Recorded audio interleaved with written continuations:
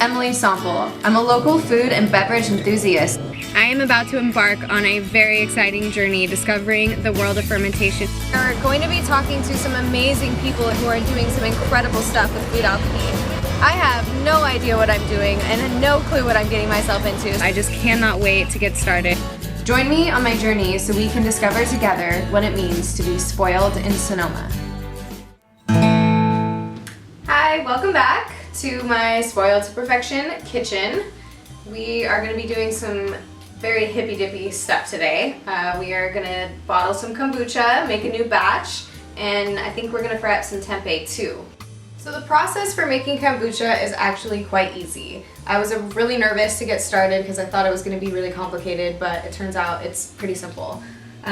First things first, everything has to be sanitized. White vinegar is best. Everything was boiled, all my water, my distilled water was boiled. Everything has been wiped down, even my hands have been cleaned with white vinegar. So nothing can touch the SCOBY that has not been sanitized with white vinegar. That's really, really important.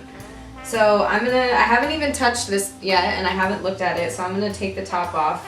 I put a cloth here over it because it needs to breathe, but it needs to be protected as well.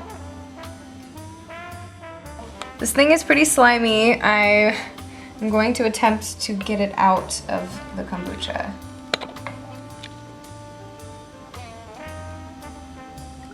Oh my goodness.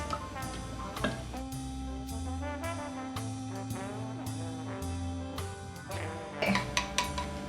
There we go. Look at that thing. It looks good.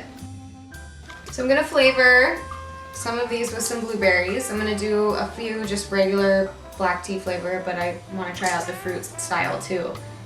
So we're just adding some berries to the bottom. It's gonna feed off the sugars in the fruit, and that's what's gonna cause that fizzy style of kombucha. Both are really good. Some people prefer it to be a little bit flatter. I don't really mind either way, it's good for me. So it's really important that you brew in a container that has some type of spigot. It makes it so much easier just to drain it out of the bottom, stick the SCOBY in with a little bit of the starter tea left, and then start a brand new batch. And that way you can always have kombucha continuously brewing at your house, and you won't be paying $5 a bottle at the store. So I'm just gonna spin this guy around and start draining.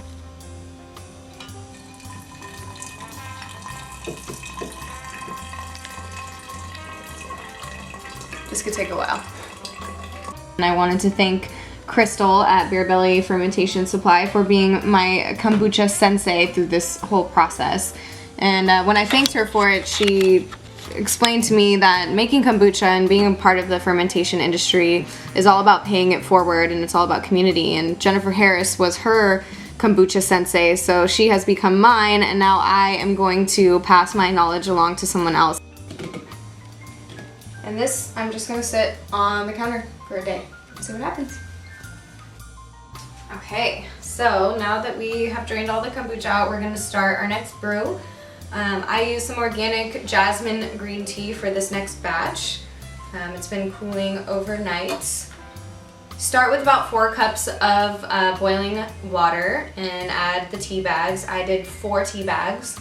I let it steep for about 20 minutes, and then I took the tea bags out. I added a cup of sugar, and I added 6 more cups of water. I'm gonna add 2 more cups, just because it is very concentrated. Let's see if I can do this without spilling everywhere.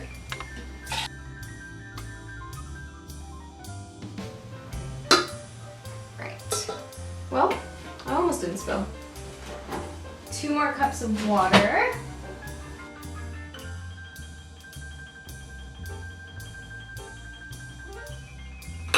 Alright, so it really is that simple. Just pour the new tea over and set it on your counter and let it brew for another 7 to 10 days. Hopefully by then I will be able to taste the black versus the green, the fruit versus the non-fruit, and see which one I like better. So while this is sitting around getting started, let's fry up some tempeh. So a few weeks ago I visited Alive and Healing Tempeh in Windsor, and I met the owner, Stem, and he showed me all about the world of tempeh, what it is, how you can prepare it, and we had a great time. It was my very first time ever trying tempeh before, and it was delicious. I haven't had a chance to prepare it myself, so I thought I'd give it a try. We're gonna just do something really basic today, just a little bit of oil heated with some onion and garlic. Gonna cut the tempeh into strips and season it with a little salt and pepper, maybe make like a soy sauce dipping sauce and have it for lunch. So Alive and Healing Tempeh is found in the frozen section. You can find it at Oliver's Market or Community Market or Andy's in Sebastopol. So I took mine out of the freezer and thawed it out overnight, so it's nice and squishy. There's nothing like the smell of onions and garlic cooking in oil.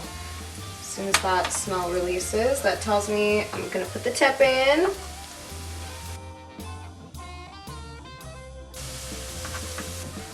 I'm just gonna season with a little bit of sea salt, and a little bit of black cracked pepper. These are getting a little brown, so I'm gonna flip them. I'm all about the texture, so I really want mine to have super crispy edges, but that's just me. So it looks ready to me. I think it's time to eat. I just made up a quick little soy sauce and teriyaki dipping for these. So Stem was telling me when I was at the tempeh factory that there's a ton of different ways that you can prepare it. Using it as a meat replacement is so easy. There's a ton of protein in tempeh. So if you're feeling like have had too much meat lately, or you want to do a quick vegetarian cleanse, tempeh is a great substitute. So let's eat. I hope that this was informative and you guys had fun and you're gonna try and make kombucha on your own. If you have any questions, don't ask me, ask the experts. Cheers.